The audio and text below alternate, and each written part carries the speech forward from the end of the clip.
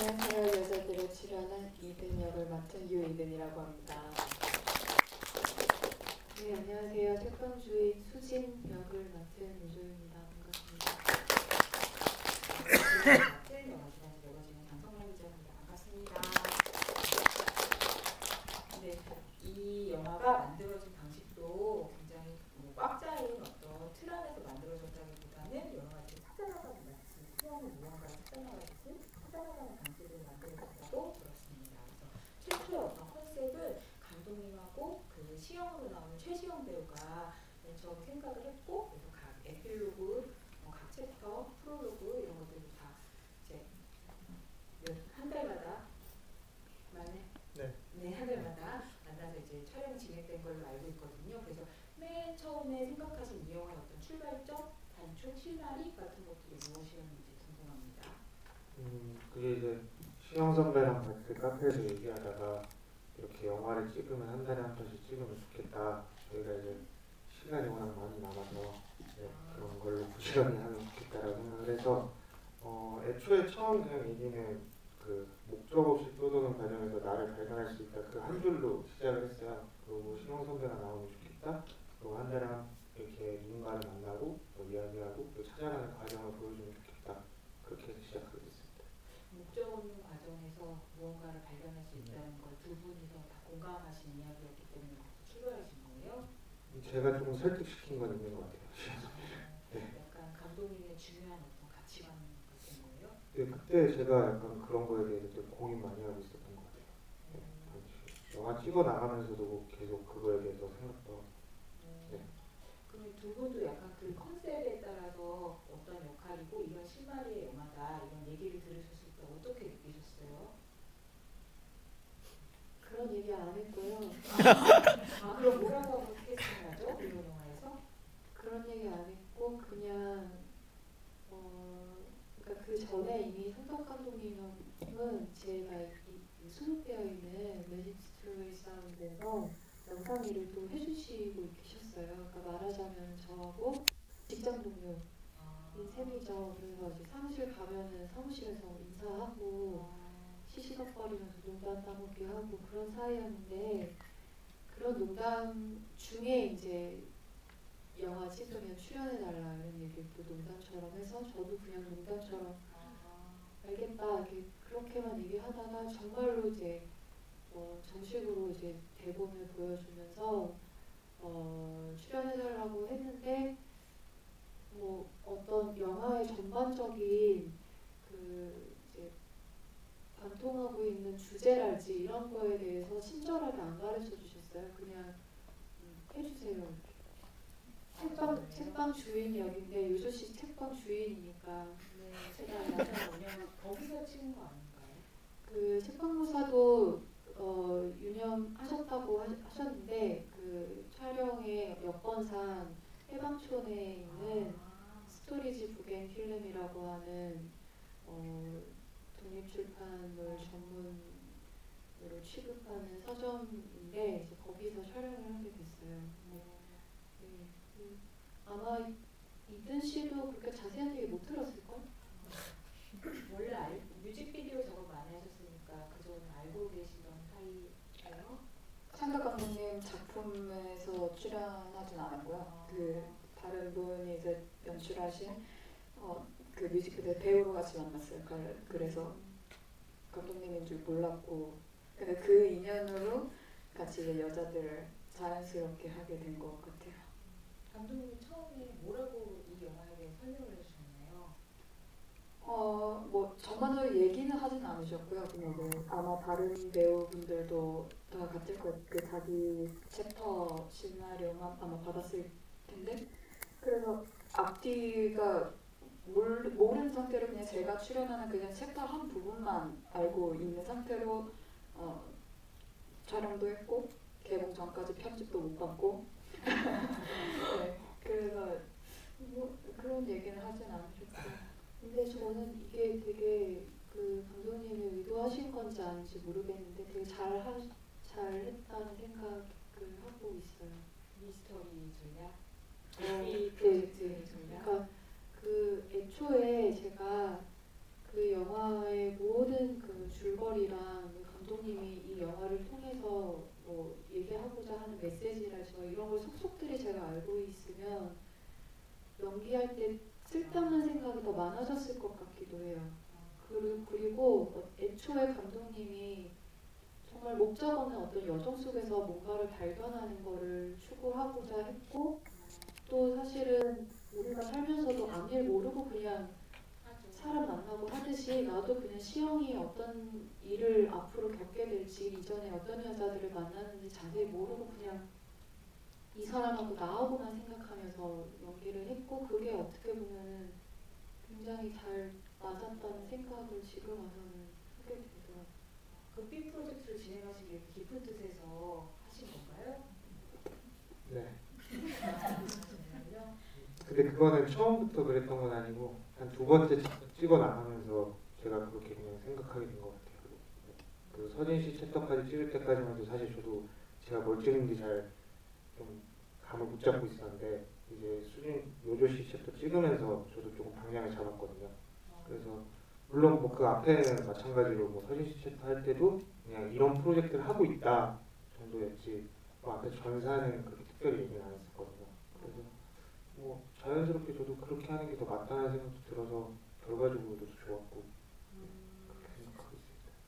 그러니까 이게 처음부터 끝까지 각 챕터별 시나리오를 미리 다 써놓으신 게 아니고 그 아마 한 달 텀이 있는 동안 다음 챕터의 시나리오도 쓰고 그 다음에 캐스팅도 그 사이에 하셨나요?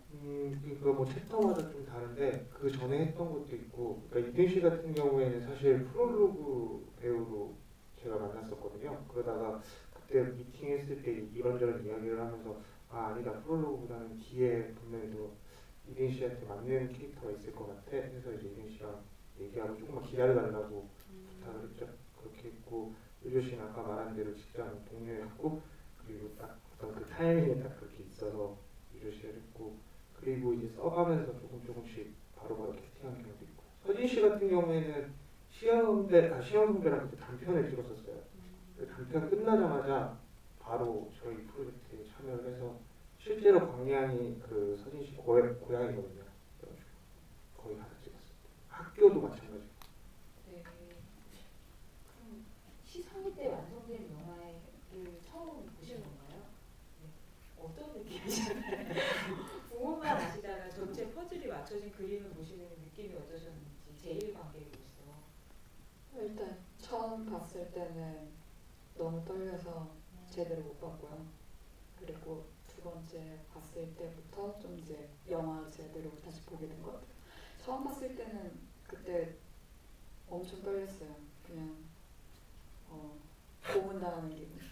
챕터가 이제 하나씩 끝날 때마다 이제 제 챕터가 네 번째예요. 네. 다가올 때마다 뭔가 아 어떡하지 진짜 계속 걱정하면서 봤어요. 왜냐면 보질 못했었으니까. 근데 되게 재밌었어요. 어떠셨어요? 네, 저도 많이 떨렸지만 일단은 그것보다 이제 다른 챕터를 이제 처음 보는 거라서 어떤 여자들을 만나서 어떤 일을 겪고 나랑 그렇게 투게더 먹으면서 뽀뽀 하자는데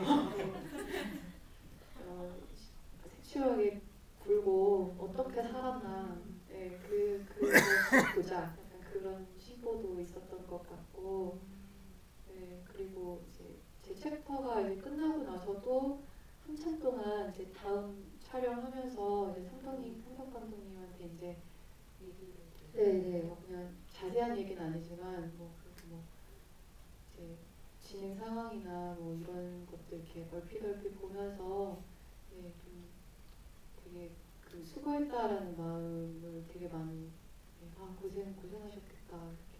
그래도 영화 촬영을 한 번에 쫙 몰아가지고 확 하고 끝낸 게 아니라 야공야공 한 달에 하나 이렇게 해갔으니까 그것도 웬만한 집중력이랑 웬만한 그 끈기 없으면 참 하기가 쉽지 않았을 건데 그래서 좀 아유 잘했네 대단하네 막 이런 마음 들고 그랬어요. 굉장히 훌륭한 지인분들, 굉장히 훌륭한 직장 동료가 아닌가 이런 생각이 드네요. 근데 왜 편집 단계에서 보여줄 수 있는 거 아닙니까 배우들한테? 왜 편집 단계에서도 보여주지 않는 거죠? 좀 끝까지 편집을 계속 잡고 있었고요. 네, 그리고 제가 이제 한 달에 한 편씩 찍다 보니까 3개 챕터, 그러니까 수진 씨 챕터까지 찍고 나서부터 편집을 시작했거든요. 그렇게 미리 할 수 있으니까, 네, 미리 할 수 있으니까. 그래서 일단 저도 조금 끝까지 조금 계속 잡고 있어야 돼가지고, 그리고 좀 그렇게 서프라이즈로 보여주는 게 또 기분이 좋으니까 제가 그리고 다 잘했거든요. 저는 너무 다 만족해가지고 저만 잘하면 된다는 생각이 좀 있어가지고 네, 그렇게 해서 영화제 때 처음 보여드렸죠. 서독제. 네, 서울동네 영화제 때. 네. 그리고 그게 궁금해요. 그래서 감독님께 여쭤보고 싶은데 사실 영화의 최초 실마리 단초에서 시작했지만 사실 그럼 영화가 어떤 이야기로 어떤 결말로 끝날지를 처음에 생각하고 시작하신 게 아니잖아요. 네. 근데 이 결말이 그럼 대충 어떤 내용과 흐름으로 끝나야겠다는 게 머릿속에 정해지신 게 어느 시점이에요?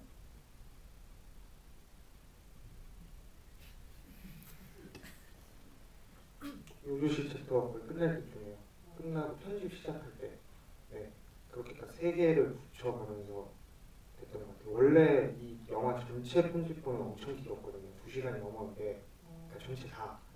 근데 꽤 많이 저 나름대로 쳐내면서 했는데 그때 3번째 챕터까지 찍고 나서부터 다음 어떤 과정 같은 것들이 조금 갈래는 좀 있었어요.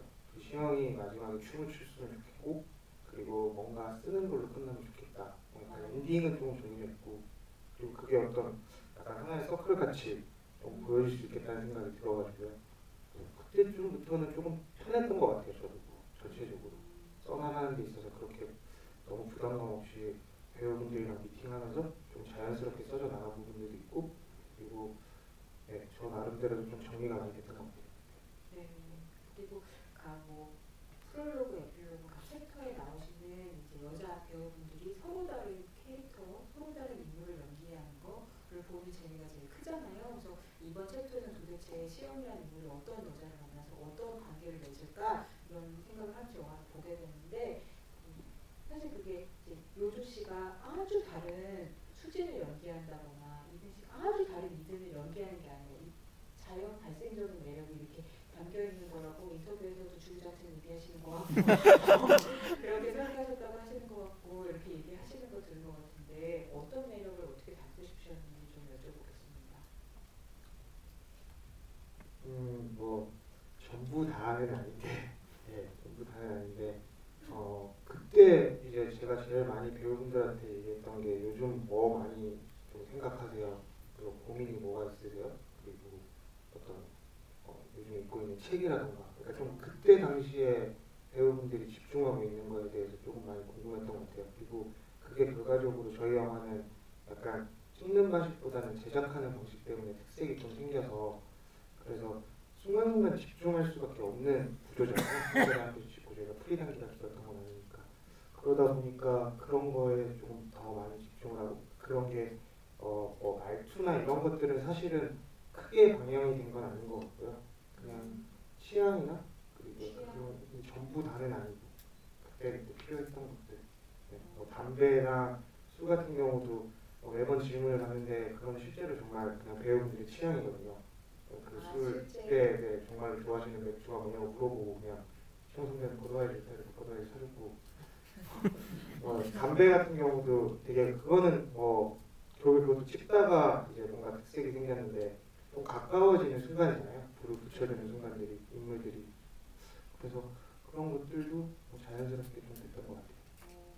그럼 이 영화에 담긴 모습들이 그때 당시에 자신들의 모습을 닮아있다고 느끼십니까?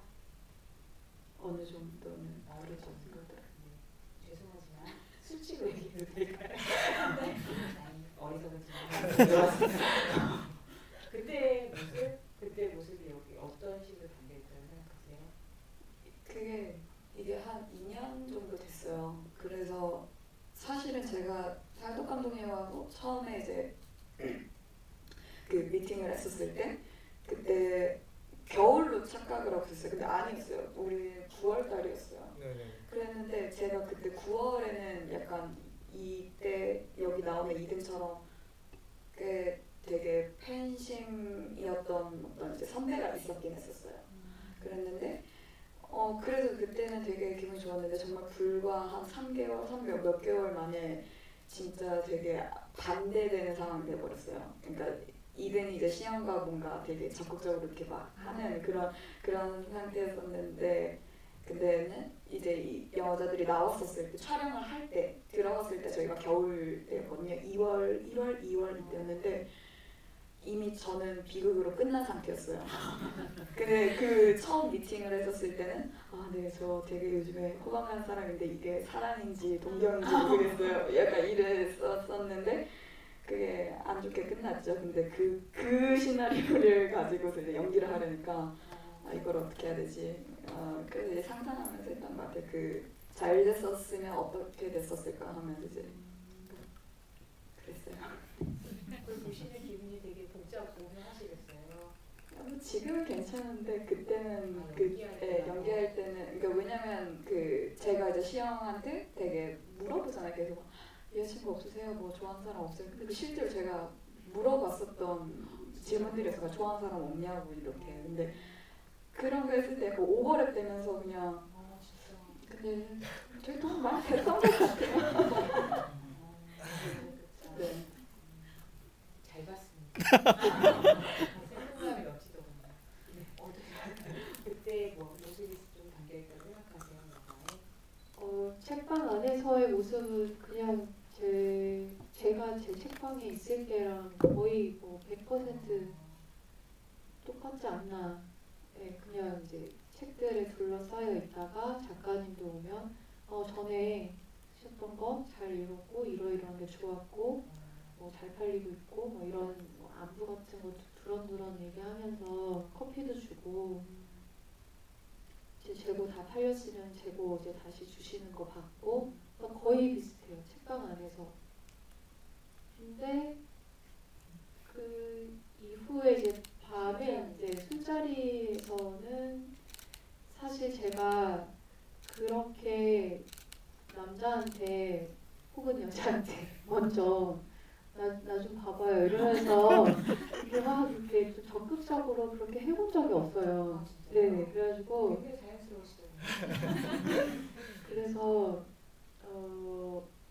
한편으로는 어려웠고 한편으로는 그리고 또 한편으로는 저 안에 어떤 가능성을 봤고 아무튼 재밌었습니다. 왜 그런 걸 시나리오 써주셨어요? 왜요? 뽀뽀하자 이러면 중요한 역할을 맡기지 않으셨습니까? 네, 저는 노조 씨가 잘할 수 있을 거라는 생각이 평소에 관찰하신 어떤 가능성을 이 네. 영화에 되게 뻔뻔하거든요. 그래가지고 되게 잘할 수 있겠다 싶었습니다. 근데 저는 사실 이제 이 영화를 보다 보면은 그런 재미들을 이렇게 마주치면서 영화를 보다가 영화가 끝나갈 때쯤 머릿속에 복귀를 하면서 생각을 하게 되잖아요. 그러면 그래 에필로그에서 누군가와 관계를 끝낸 시험이 다시 뭔가 시작하는 마음으로 원고를 하나 에세이를 하나 시작하는데 거의 이제 자기 얘기를 쓰듯이 쓰게 되죠.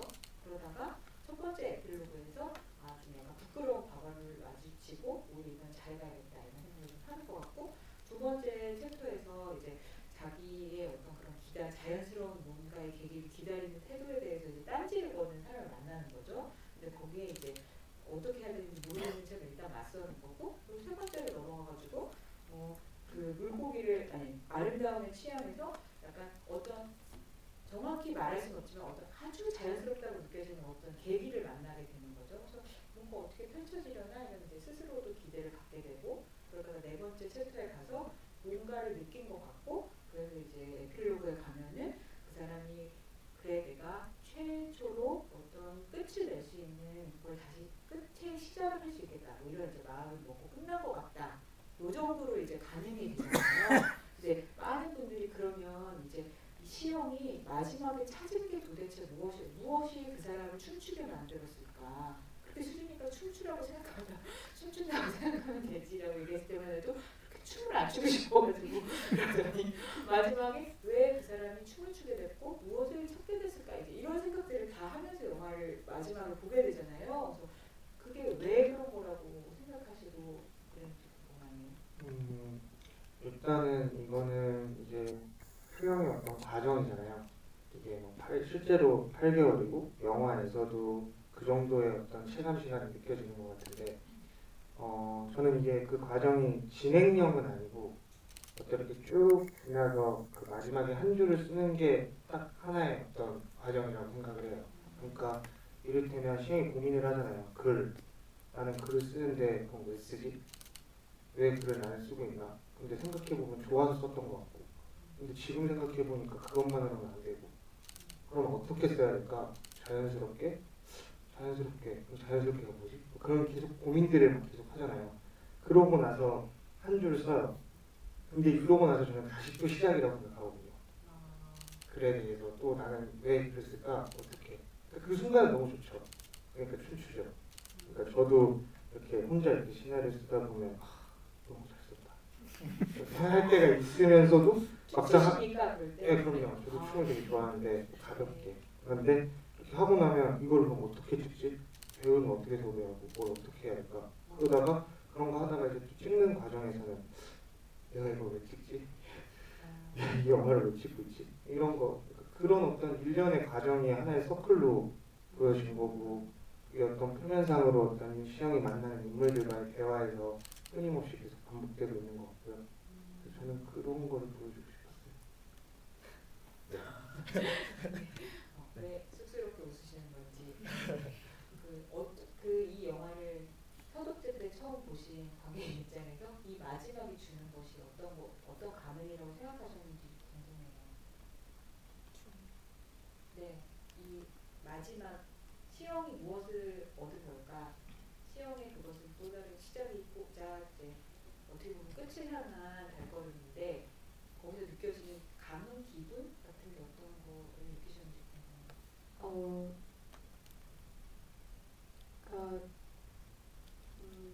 이거를 어떻게 설명해야 될지 모르겠는데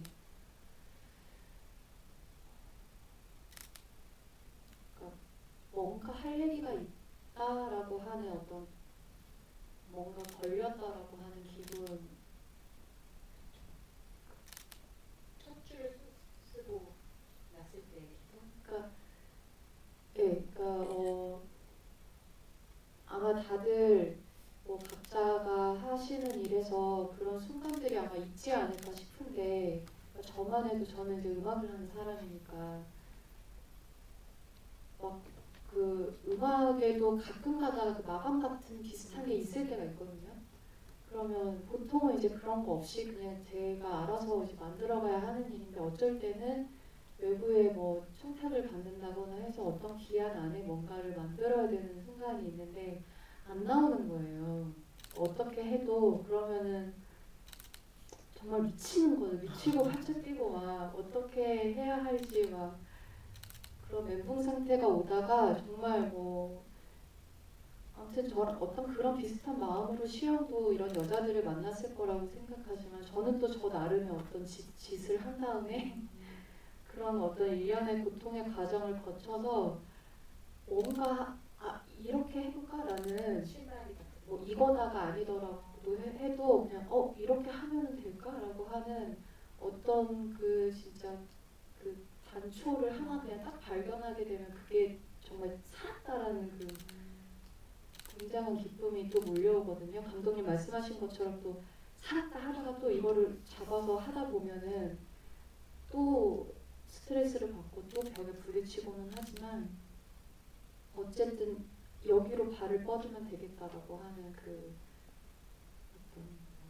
그 발견에서 오는 그 기쁨이 시영에게 있어서는 그 원고지에 썼던 짧은 글 그리고 본인은 잘 쳤다고 하는 것 같은데 어쨌든 그 혼자 배에서 쳤던 춤이 아니었을까.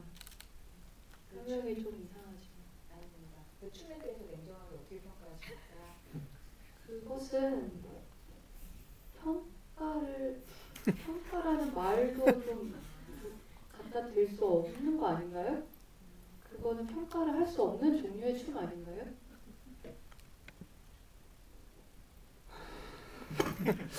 네, 아니, 못 쳤다가 아니고 그냥 맞아요. 그거는 평가를 할 수 없는 그냥 테이크를 되게 여러 번 봤는데 거의 똑같아요. 그 모든 춤이 똑같아요. 그래서 춤을 오케이를 고를 필요가 없었어요. 아, 시영 선배의 표정과 그 어떤 기분 좋은 웃음 그거를 되게 중요히 생각했지. 뭐. 네. 예. 네. 그리고 끝나고 다 같이 그 방에서 춤추고 뭐 그러고 끝났어요. 촬영팀 전부가 거기서 네, 같이 네, 기분 좋아가지고 끝나가지고. 찍거나 춤추거나 뭐 이런 거. 그렇죠. 네. 아 그렇군요. 어떠셨어요? 영화의 결말에서 뭘 느끼셨어요? 사실 깊게 생각은 안 해봤는데 그냥 그거는 느꼈어요. 그 시영이 그 첫 마디를 쓰기 위해서 되게 엄청난 고민을 하고 다가오지 않은 거에 대한 약간 그런 거에서도 뭔가 도전을 쉽게 못하고 그러면서 이제 또 떠나게도 되고 그리고 많은 사람들을 만나게 되고 그러면서도 왜 쓰지 않았었을까 그랬는데 오키나와에서는 되게 뭐라고 해야 되지 약간 복합적인 감정들을 많이 느꼈을 거 아니에요. 그런 이국에서의 뭔가 낯선과 뭐 뭔가 여자를 만나게 된 뭔가 관심이 가는 여자를 만나게 된 또 자기 취미나 관심사나 되게 좀 통할 것 같은 그런 여자를 만나게 된 거에 대해서 제일 그 챕터에서 가장 그 시영이 적극적이잖아요. 그래서 그냥 간단하게 생각하면 좋은 것 같아요. 사람 마음가짐이 어떠냐에 따라서 이거는 정말 쉽게 할 수 있었을 텐데 그 마음이 불안하니까 하질 못하는 거죠. 똑같은 결과적으로 똑같은 글을 쓸 텐데 쓸 수 있었을 텐데 그래서 그냥 시영에게 용기가 생겼다 그런 거를 느꼈던 것 같아요. 그래서 저도 뭔가 불안하면 시작을 못 하거든요, 잘. 근데 그거를 하기가 힘들고. 근데 이제 처음을 시작을 하게 되면은 그 다음부터는 죽이 됐든 밥이 됐든 일단 할 수 있고 뭔가를 그 처음이 정말 제일 어렵죠. 그래서 그거를 깨트린 장면이었던 것 같아요. 그래서 아 저 사람은 어떤 글을 쓰게 될까? 지금 여자들에 보여줬었던 이 이야기를 쓸 것인가 아니면 다른 이야기를 쓸 것인가 그런 걸 보면서 아 나도 뭔가 여행을 떠나야 되나 뭔가 영감을 받아야 되나 이런 그런 고민을 했었던 것 같아요. 깊게는 사실 생각을 못했었던 것 같아요. 네. 그리고 아마 이거는 제가 이제 영화를 미리 보셨던 관객분들이나 이런 분들이 인터넷에서 얘기를 많이 해주신 것 같아서 제가 댓글을 여쭤보고 싶은데요. 사실 우리가 이런 종류의 영화 중에 가장 잘하는 이름이 홍상수 감독님이기 때문에 비교가 되게 많이 되는 것 같아요. 그러니까 뭐 예를 들면 한 남녀 사이에 이제 처음 만나가지고 정리되지 않은 감정이 이렇게 불뚝불뚝 튀어나오는 자리에 어떤 설렘과 흥분과 이렇게 날성 감정이 막 나오고 그게 이제 우리가 그걸 마치 그 현장을 훔쳐보는 것 같은 생생함이 영화가 이렇게 좀 보여주고 있고 그 안에서 저 인물들이 나누는 지금 저 대화와 감정이 어떻게 이어질까 어떤 느낌일까 우리에게 주는 게 뭘까 이런 걸 이렇게 끊임없이 생각하게 하면서 보는 영화라는 점에서 홍상수 감독님이랑 비교를 하시거나 그런 뭐 같은 비슷한 종류의 영화인 것 같다고 생각하시는 분들이 많은 것 같더라고요. 이런 거에 대해서는 어떻게 생각하세요?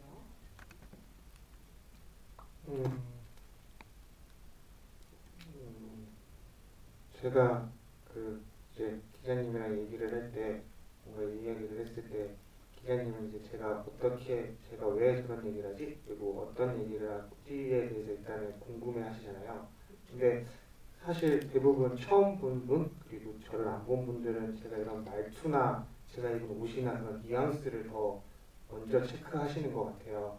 그래서 저는 결과적으로 뭐 홍상수 감독님이 하고자 하는 얘기와 저가 하고자 하는 얘기는 다르다는 생각이 있는데 어떤 아까 말씀드렸던 어떤 뉘앙스나 뭐 말투나 그리고 1차적으로 보여지는 게 조금 비슷할 수는 있겠다.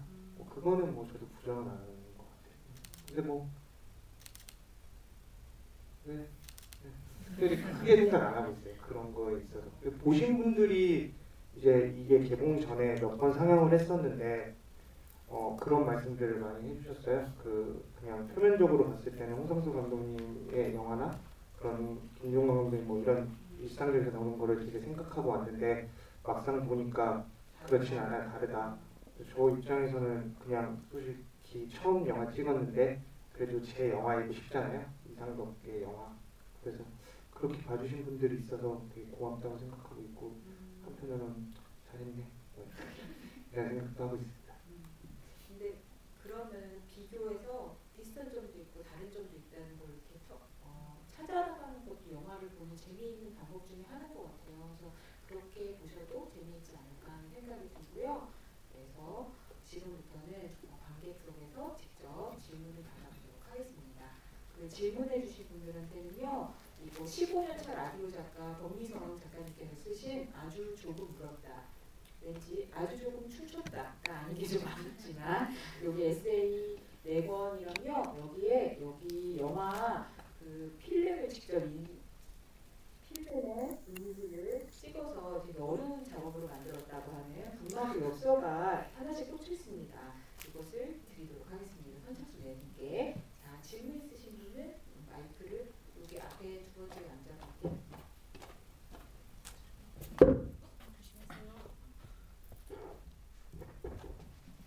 네, 일단은 저는 영화 잘 봤고요. 예. 감사합니다.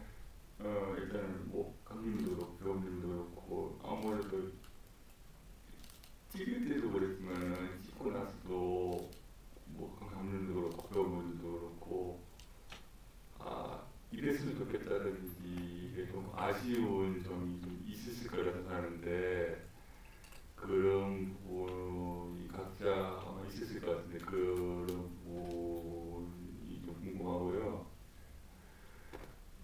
그리고 그 배우분들도 이제 그 본인이 이제 이 영화를 통해서 본인들이 이제 그 앞으로 이제 본인이 하고 있는 그 일들에 대해 영향이 좀 있으실 거라 생각하는데,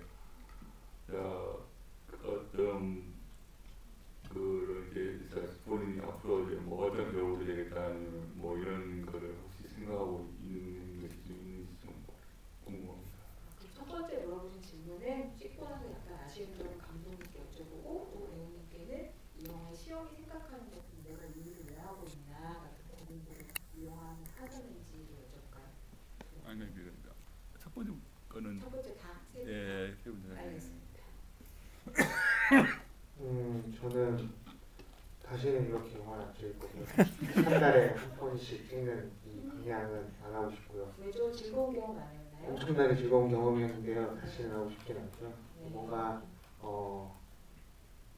너무 좋았는데 그냥 너무 좋았던 건 한 번이었으면 되니까 그래서 다음 거는 조금 더 좀 밀도 있게 찍고 싶은 생각이 있고요. 그리고 현장에서도 그렇고, 그러니까 저희가 이 크레딧에 보면 기록이라고 있어요. 기록이라는 분이 있는데 저희가 그거를 영상으로 다 8개월을 찍었거든요. 약간 메이킹처럼. 근데 그런 거 보면 제가 계속 시종이가 되게 고민에 빠져 있는데 그 한편으로는 되게 즐거웠던 경험이라 근데 어찌됐든 한 번만 하는 거죠. 나머지는 아쉬운 건 전혀 없습니다. 저는 최선 다했고요. 그리고 좋은 태도로 했습니다. 영화를 좋은 태도로 대하고 영화를 절대로 도구로 생각하지 않고 했던 것 같아요. 네, 알겠습니다. 혹시 아쉬우신 점 있으신가요? 저도 어떻게 아쉬운 점은 없고요. 그냥 좀 더 잘했었으면 그냥 약간 개인적인 욕심이었던 것 같아요. 그냥 개인적인 욕심만. 그거 말고는 없는 것 같아요. 아주 좋아요. 그 책방에서 촬영할 때 바깥에 그 차들이 지나다니고 하는 그 외부 소음이 조금 좀 심해서 그것 때문에 그 멈췄다가 다시 하고 이렇게 다시 하고 하는 식으로 좀 제약이 약간 있었는데 또 그런 게 조금 아쉽고, 그리고 저도 제 연기를 이제 제가 보면서 미숙하고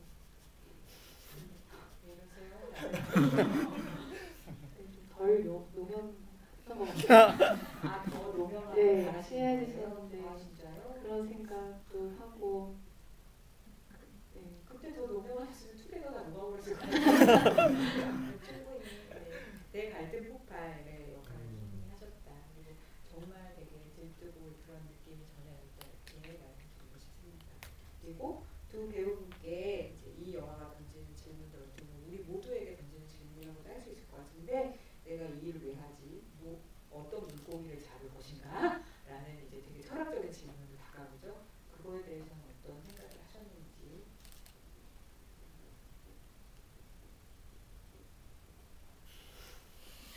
네, 또 서클이 하나 새로 시작되는 기분이시군요.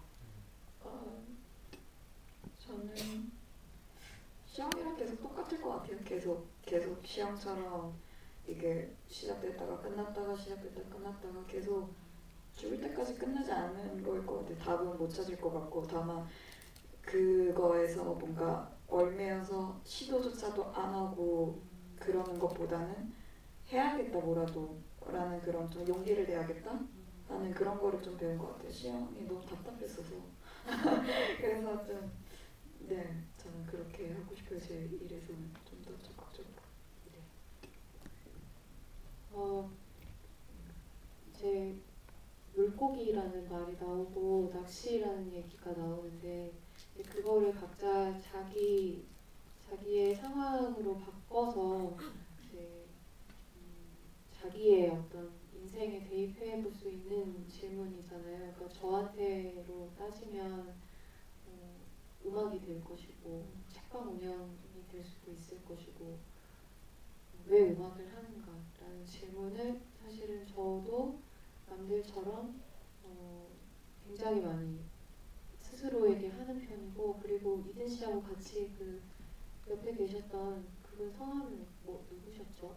이종필 감독. 예, 종필 감독님 그분처럼 그냥 왜라는 질문을 굉장히 그 막 쓸데없는 것처럼 생각하고 일단 써 일단 해 뭐 이렇게 옆에서 너는 좆대봐야 돼 뭐 이러면서 그렇게 굉장히 그 다그치는 존재들도 아마 누구나에게 한 사람씩쯤은 꼭 있지 않을까. 너 그런 생각 하지 말고 일단 그냥 돈도 벌어야 되고 일단 해라 이런 사람도 있잖아요. 근데 그러니까 진짜 시영이 저하고도 정말 많이 닮아 있고 그 부분에서 근데 이제 와서 지금의 저로서 이렇게 하고 있는 생각은 그런 질문 자체가 저한테는 그러니까 질문이자 답이다라는 생각을 하고 있어요. 그러니까 꼭 왜 음악을 해? 라고 질문을 하고 왜냐하면 나는 이렇기 때문에 음악을 하는 거야 라고 절대 난 대답을 하지 못할 것 같고 그치만 왜 음악해? 하면서 나는 계속 나에게 질문을 던질 수는 있겠더라고요. 그러니까 오히려 그 질문이 나를 더 음악을 열심히 초심이라면 초심으로 계속 상기시키는 너 왜 음악하니? 왜 하니? 그게 답이 되는 동시에 질문이자 답이 되는 그런 일인 것 같아서 이든 씨 말씀하신 것처럼 계속 쳇바퀴 돌듯이 저 역시도 그렇게 살아가겠지만 어쨌든 이제 그 질문에 대해서 되게 쓸데없는 고민이다라고 생각하기보다는 그냥 답처럼 계속 질문하면서 음악하고 또 연이 닿아서 또 좋은 연기도 하고 책도 열심히 팔고 그렇게 하면 되지 않을까. 이상덕 감독님이 또 영화 찍으시지 않을까요? 지금 준비하시는 게 있으세요? 또 이제 같이 하시면 좋을 것 같습니다. 네. 또 다음 질문해 주실 분 여기 두 번째 드리고 뒤에 마이크 드리도록 하겠습니다. 네. 영화 잘 봤고요. 그 영화에 나오는 캐릭터들도 좋았는데 저는 그 영화 챕터별로의 그 소제목, 부제가 되게 좋았거든요. 뭐 낮에는 여름, 밤에는 겨울이나 뭐 물고기를 잡는 분위기 이런 게 되게 좋았는데 그런 거는 그러면 영화를 다 찍으신 다음에 제목을 정하신 건지 아니면 제목을 생각을 하시고 영화를 만드신 건지도 궁금했고요. 만약에 그 제목을 지을 때 어디서 영감을 받았는지도 궁금하고요. 그리고 영화에서 많이 나오는 게 과정 이야기랑 왜 이게 많이 나오는데 그러면 감독님은 왜 영화를 만드시고 영화를 제작하시는 과정에서 가장 중요하다고 본인이 생각하시는 게 어떤 건지가 궁금합니다. 일단은 소제목들은 정해져 있었어요. 그거는 저희는 지금 최종적인 여자들만 맨 마지막에 편집 다 끝나고 제가 제목을 지었고요. 소제목들은 다 있었고 그 소제목에 맞게 좀 그 챕터들 분위기들이 생겼고요. 그거에 맞춰서 배우들도 좀 생각도 많이 하게 됐고 어찌됐든 키워드 하나는 분명히 존재해야 되니까 그게 있었고요. 뭐 어떤 책 제목에서도 영향 받은 것도 있었던 것 같고 뭐 그냥 좀 뉘앙스적인 측면에서 제가 좋아하는 단어들의 약간 조합인 것 같기도 하고 여러 가지로 근데 그거에 대해서는 좀 고민 없이 술술 약간 써져 나갔던 것 같아요. 챕터 제목은. 그렇고 그리고 영화를 왜 네. 그냥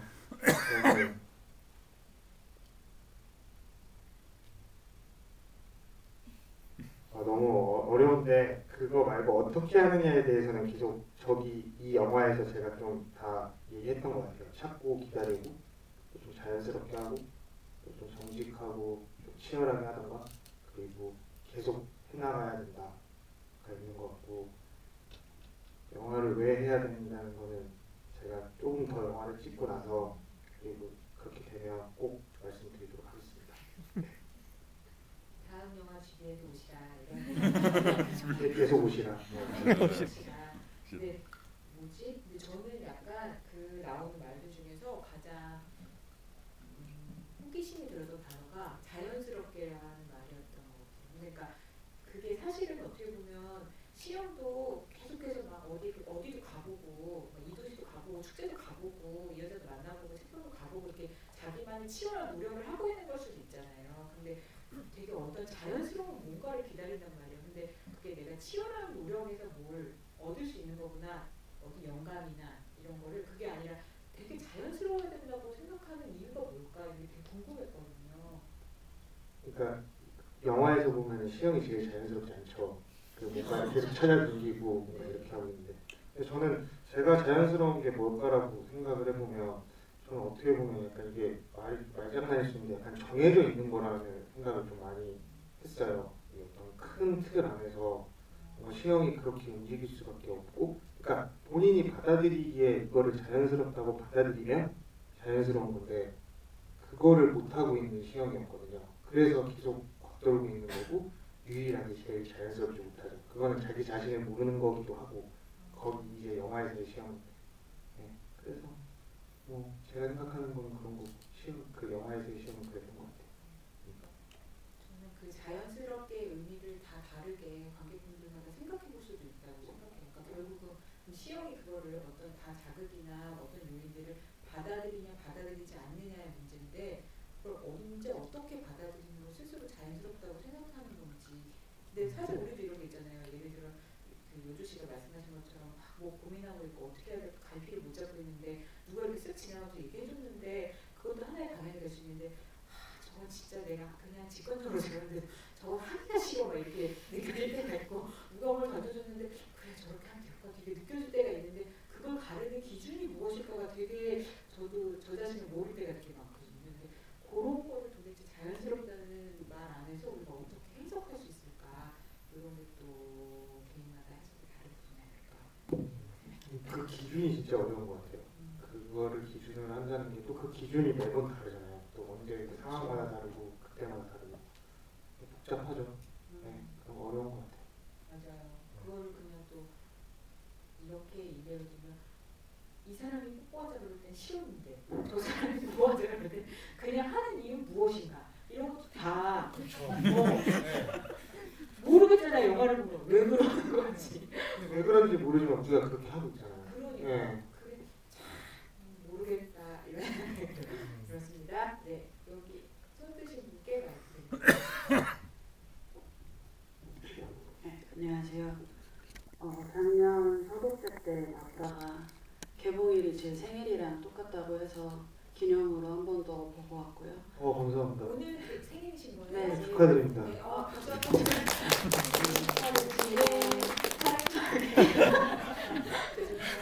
네, 그러려고 한 게 아니었는데 그랬고요. 두 번째로 봤을 때가 이제 첫 번째 봤을 때보다 궁금증이 조금 많이 해결이 됐고 전하고자 하는 메시지도 정확하게 알아들을 수 있었는데 그때는 몰랐던 게 영화를 기획하셨을 때 처음에 시영 배우님이랑 얘기를 하면서 목적 없이 떠나는 여정에서 뭔가를 얻었던 이야기를 하고 싶다는 걸 오늘은 처음 알았거든요. 그래서 의문이 들었던 게 왜 이 영화는 여자들이 되었나요? 그러니까 만나는 사람들이 꼭 여자가 아닐 수도 있잖아요. 근데 왜 여러 명의 여자들을 만나고 만나면 꼭 섹슈얼적인 모멘트가 있거나 취향에 호감을 가지거나 하는 그런 것들이 왜 생겼고 왜 굳이 여자들 만나는지 궁금했습니다. 저도 이게 처음부터 시나리오가 처음부터 끝까지 다 있었던 게 아니어서 이거가 아까도 말씀드렸지만 만들어가는 과정에서 조금 생겨났던 부분들이 있었거든요. 그리고 제가 이 질문을 이것도 좀 항상 받는 질문이긴 한데 조금 아쉬운 건 사실 태호도 만나고 종필도 만나고 거기서도 분명히 느끼는 것들이 있는데 이제 아까도 말씀드렸지만 여자들이 처음부터 여자들 제목은 아니었어요. 그래서 제가 쭉 다 하고 저는 마지막에 글을 쓰거나 춤을 추거나 그 말이 너무 좋아서 이거를 영화 제목으로 해볼까 그렇게 했는데 편집을 다 해보고 다 보니까 뭔가 이게 약간 별자리처럼 뭔가 확실히 정해져 있는 게 있었어요. 그리고 그게 가장 드러나는 게 여자들이었고 그리고 이 또 섹슈얼적인 측면 그런 것들 표현상 그런 건데 그게 또 전부 다 드러나는 거는 사실 아니잖아요. 보면 소니랑은 전혀 그런 것도 없고 저는 그런 건 아니라고 생각했거든요. 그리고 이게 챕터별로 보면 어떻게 보면 멜로로 보일 수는 있겠지만 사실 전체를 보면 시영의 드라마로 보는 게 저는 맞다고 보고요. 그리고 만약에 그게 조금 느껴지지 않았다면 어떤 저의 연출적인 문제일 수도 있겠지만 조금 한 번 더 만약에 또 보시면 또 분명히 아니 제가 강요하는 게 아니고요. 절대 강요하는 게 아니고 좀 감독님이 이런 거 참 잘하시는 것 같아요. 네. 자연스럽게. 자연스럽게 그렇게 했던 것 같아요. 특별히 그걸 어떻게 제가 이렇게 딱 구상해서 뭔가 그렇게 대상화하거나 그런 건 아니었어요. 또 질문 있으신 분 있으신가요? 네, 여기 노란색 옷 입으신.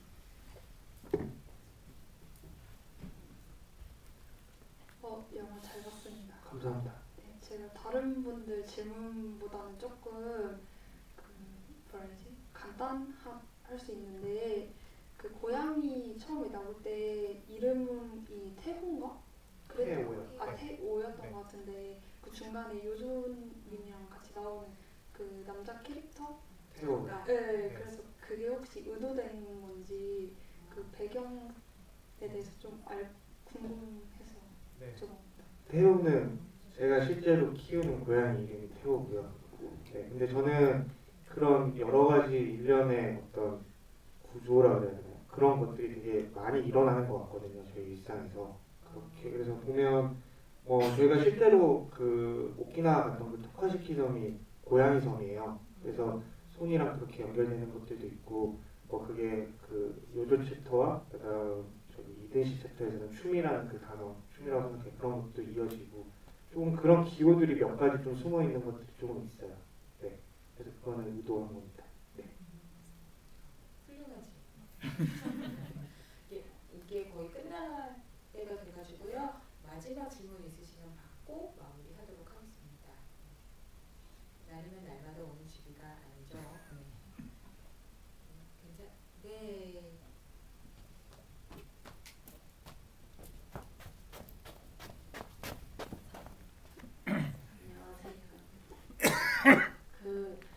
제가 감독님 처음 알게 된 게 일하다가였거든요. 또 지인이신가요? 그런 건 아니고 그냥 뮤직비디오 올리는 그런 일이었는데 그때 야근을 하다가 양다일 씨의 떠나지 마 뮤직비디오를 올렸는데 그거 코스염 필름즈 맞죠? 네. 근데 올리는데 야근하다 올리면서 봤는데 너무 슬퍼가지고 회사에서 엄청 울었던 기억이 있어요. 야근에서 온 거예요. 그래서 그때 코스염 필름즈 막 검색해서 엄청 보다가 그런 식으로 뮤직비디오 감독님 이렇게만 알고 있다가 갑자기 영화를 개봉한다 그래서 단골 떡볶이집 아줌마가 갑자기 돈가스집 차린 느낌이 들어서 너무 궁금해서 와서 봤거든요. 돈가스 맛이 어떻습니까? 되게 맛있는. 제가 어제 또 돈가스 먹방을 보다가 너무 맛있어 보였는데 그래가지고 되게 그동안 찍으셨던 뮤직비디오들도 있고 뭐 다른 작품들도 있으셨을 텐데 그때랑 영화를 찍을 때랑 느끼시는 그 과정에서 느끼시는 뭐 힘든 점이나 느낌? 네, 차이도 되게 궁금하고 뭐 힘들었던 점도 궁금하고 그리고 또 제가 유튜브 보는 걸 좋아하는데 중간에 미용실에 려리님이 나오더라고요. 그래서 네. 어떻게 하시게 되셨는지도 살짝 궁금합니다. 헤어드레서로 나오시는 네, 그분이 유튜브에 되게 유명하시더라고요. 저는 그분 예전에 되게 그 단골이었어요. 그분한테 머리 잘랐는데 그분이 이제 차리셨다고 해가지고 근데 영화에 되게 관심이 많으시더라고요. 그래가지고 그럼 출연 한번 하실래요? 그래가지고 거기 가서 그리고 저는 시영이 그 어찌됐든 8개월이 진짜로 보여지잖아요. 그래서 꼭 머리 자르는 거랑 그다음 뭐 보셨는지 모르겠지만 그 책상 위에 꽃도 맨 처음에 점점 시들잖아요. 그런 거는 좀 보여주고 싶었거든요. 그래서 머리 자르는 거는 자르고 그리고 이왕이면 그래도 조금 시영은 되게 평범한데 여리 씨는 그렇지 않잖아요. 그게 되게 앵글에 담아서 되게 재밌어 보였거든요. 그리고 막 거기서 원래도 대사도 없이 그냥 몽타주로 끝내려고 그랬는데 뭔가 둘이 대사를 치면 재밌을 것 같다는 생각을 해서 뭐 요즘 유행하는 게 뭔가요? 뭐 물어보고 그래서 그때 이렇게 해서 여리 씨 되게 잘해주셔가지고 그렇게 했고요. 뮤직비디오랑 이제 영화랑 다른 점은 이제 뮤직비디오는 그 짧은 시간 안에 울려야 되잖아요. 제가 지금 이렇게 그런데 그게 네 그리고 저는 그걸 너무 지어짜는 걸 너무 힘들어해서 저 스스로 되게 어색하게 생각해가지고 그걸 하는 게 늘 어려워요. 그리고 아티스트가 분명히 존재하고 그들의 어떤 목표치가 분명히 있기 때문에 그런 거를 좀 조율해가는 과정들이 힘들기도 하지만 되게 재밌기도 하고 그렇게 있고 네 그런 게 조금 다른 것 같아요. 그래서 저는 영화는 조금 더 이 영화는 조금 더 제 색깔을 좀 더 많이 보여줄 수 있겠다라는 생각이 좀 컸고요. 네. 원래 영화를 먼저 시작하시지 않았나요? 네 단편 영화는 먼저 찍었었고요. 네 그러고 나서 중간에 정말 너무 우연찮게 뮤직비디오 일이 들어왔는데 그게 좀 잘 풀려서 지금 생계를 유지하고 있습니다. 생계를 유지하는 건 굉장히 큰 중요한 일이죠. 축하드립니다. 근데 저 그거 사소한 궁금증이 있어서 이거 여쭤보고 인사말 좀 끝내도록 하겠습니다. 사실 그 시험이 머리 자르는다는 악기가 그럼 뒷자르면 머리가 짧아야 되는데 시간 순서대로 보면은 다시 긴 머리로 등장하지 않아요? 네 그게 머리를 자르고 그러고 그 다음 컷에 이제 집에 있을 때는 짧은 상태거든요. 네. 그러고 나서 종필을 만나는 그때 머리가 길잖아요. 근데 실제로 너무 빨리 긴 거예요. 그게 한 2주 정도 틈이었는데 2주 만에 사람 머리가 네, 진짜 되게 잘하는 거예요. 근데 이게 어차피 그래서 그때 시험성 그러니까 어떻게 될지 모르니까 이건 언제 저희가 다음 걸 찍을지 모르니까 그냥 전화통화 대사도 그때 봐요 그냥 이러고 그냥 끝나잖아요. 그래서 그렇게 했는데 뭐 어쩔 수 없죠. 그리고 네, 제가 억지로 막 기른 것도 아니고 어떻게 자른 것도 아니고 딱 그때 자연스럽게 그때 그 순간이어서 네, 그렇게 된 거예요. 저는 그래서 사실 그게 약간 이게 시간 순서가 섞인 건가 그때부터 이 영화가 약간 메비우스의 띠처럼 느껴지기 시작했거든요. 과거인가 이게 어떻게 된 건가 그러면 스토리 형사가 시간 순서가 아닌가 이렇게 되면서 갑자기 이제 막 이렇게 되겠는데 또 이것도 해석의 논의니까요. 영화를 또 받아들이는 사람일 것이니까 재밌을 것 같습니다. 네. 혹시 짧은 질문 있으신데 네, 뒤에 포스터에 한 분이 안 계신 이유가 네, 뭐 개인 사정상 지금 뭐 다른 일 때문에 스케줄을 계속 못 맞춰가지고요. 근데 저희가 이제 이 배우분들이 워낙 많다 보니까 스케줄을 한 번에 맞추기가 되게 쉽지가 않아서 최대한 많은 분들이 스케줄이 됐을 때 진행하다 보니까 그렇게 됐습니다. 네. 포스터도 하루 날 잡아가지고 따로 개봉 전에 막 찍고 컨셉적으로 다 개봉의 중요한 과정 중에 하나거든요. 아쉬운 점은 짚어주시네요. 자 그러면 오늘의 열띠 가게과의 대화 이걸로 마무리를 해야 될 것 같고요. 끝까지 잘 들어주셔서 너무 감사합니다. 마지막으로 세 분의 소감 듣고 이렇게 오늘 개봉 날인데 이렇게 의미로운 첫날에 이렇게 영화 봐주시고 의미 있는 시간 함께 해주셔서 너무 감사드리고, 그리고 이렇게 의미 있는 날 제 개인적인 홍보 하나만 하겠습니다. 중요하죠. 네, 저 얼마 전에 새 앨범이자 영화를 만들었는데요. 네, 나는 아직도 당신이 궁금하여 자다가도 일어납니다라고 하는 좀 긴 제목의 새 앨범인데 영화로 만들어서 이렇게 극장에서 앨범을 상영을 하고 있어요.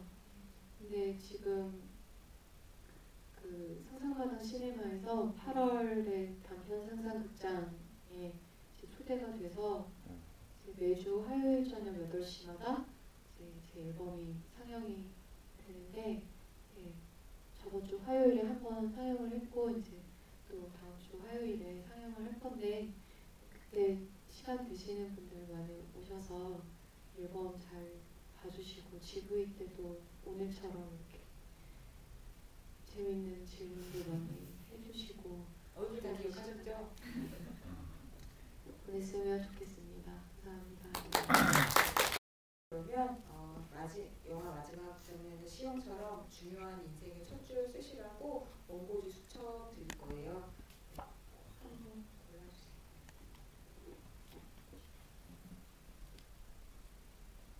F4번. F4번 어느 분이죠? 갔어요. 그분께 드리겠습니다. 간다고 얘기해 주신 분께 축하드려요. 인사 받으러 나오세요. 네. 이든씨도 인사 말씀 해주시고 골라주세요. 네, 개봉한 것도 너무 아직도 되게 떨리고 이렇게 보러 와주셔서 너무 고맙습니다. 앞으로 여자들뿐만 아니라 다른 작품들도 많이 기대해 주시고요. 저도 좋은 연기로 더 많은 작품으로 보답해 드리겠습니다. 오늘 와주셔서 너무 감사합니다.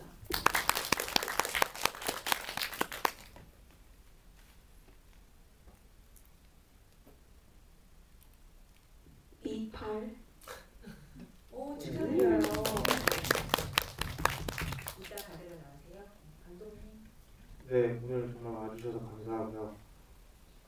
제가 29일 영자원에서 영화를 틀었었는데 거기서 그런 말씀을 해주셨는데, 이 여자들은 단점이 되게 많지만 그래도 그걸 끌고 가는 힘이 하나는 분명히 있다고. 그래서 저는 그 말이 조금 저한테 많이 와닿고, 그리고 이 카피처럼 좀 근사한 우연이 되셨었으면 좋겠고, 영화를 봐주셔서 정말 감사합니다. 좀 즐기고 있습니다. 네. 네. G11이요. 12. 아까 네,